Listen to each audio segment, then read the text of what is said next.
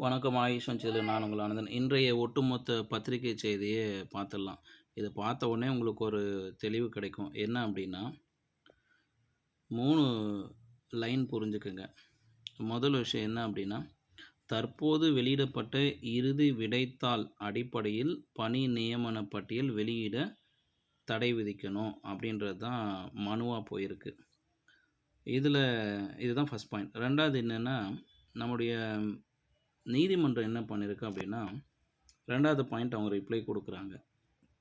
ஆசிரியர் தேர்வு வாரிய தலைவர் பதில் மனு தாக்கல் செய்ய வேண்டும். இந்த மைண்டில் வச்சுக்கோங்க. அடுத்து பார்த்தீங்கன்னா, இந்த வழக்கு விசாரணை 2 வாரங்களுக்கு ஒத்தி வைக்கப்படுகிறது என்றார் நீதிபதி. தினமணி நாளிதழில் மிக கிளியராக லாஸ்ட்டு பேராகிராஃபில் கொடுத்துருக்காங்க. சரிங்களா? ஸோ யார் மனு கொடுத்தாங்களோ அவங்களுக்கு ஆசிரியர் தேர்வு வாரிய தலைவர் பதில் கொடுக்கணும் அப்படின்றது ஃபஸ்ட்டு கமெண்ட்டாகவும், 2வது இந்த வழக்கின் விசாரணை 2 வாரங்களுக்கு ஒத்தி வைக்கப்படுகிறது சொல்லிட்டாங்க. ஸோ 2 வாரங்கள் ஒத்தி வைக்கப்படுதுன்னா அதுக்குள்ளே பதில் கொடுக்கணும். இன்றைக்கி ஜூன் 6 அப்படி பார்த்திங்கன்னா, நமக்கு ஜூன் 20ஆம் தேதி வரையும் இந்த வழக்கோட விசாரணை பற்றி எந்த ஒரு தகவலும் நமக்கு வெளிவர போகிறது இல்லை. சரிங்களா? இதை என்ன தான் சுற்றி சுற்றி பார்த்தாலும் இவ்வளோ தான். ஜூன் 20ஆம் தேதிக்கு அடுத்து தான் வழக்கோட விசாரணை வரப்போகுது.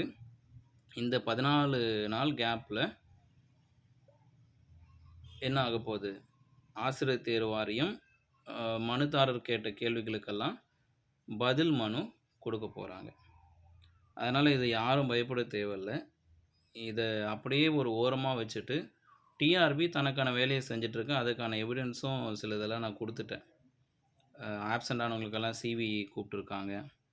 அதன் அடிப்படையில் பார்க்கும்போது சான்றிதழ் சரிபார்ப்பு பட்டியலில் ஏற்படும் பொழுது அதில் சர்டிஃபிகேட் ப்ரொடியூஸ் பண்ணாதவங்களுக்கு வித்தல்டு போடுறது, அவங்கள திரும்பவும் கால்ஃபர் பண்ணுறது, இந்த மாதிரி செயல்பாடுகள். இறுதி நியமன பட்டியல் வெளியிடுறதை தவிர மீதி எல்லா தயார் நிலை பணிகளும் ஆசிரியர் தேர்வு வாரியம் மேற்கொண்டு இருக்கின்றது வெளிப்படைத்தன்மையோடு தெரியுது. அதனால் செலக்ட் ஆனவங்க எக்காரணம் கொண்டும் பயப்பட தேவையில்லை. இது ஒட்டுமொத்த இன்றைய நாளிதழோட தொகுப்பை வச்சு நான் சொல்கிறேன். ரொம்ப சுருக்கமாக சொல்லணும்னா, மனுதாரர் கேட்ட கேள்விக்கு டிஆர்பி பதில் கொடுக்கணும்.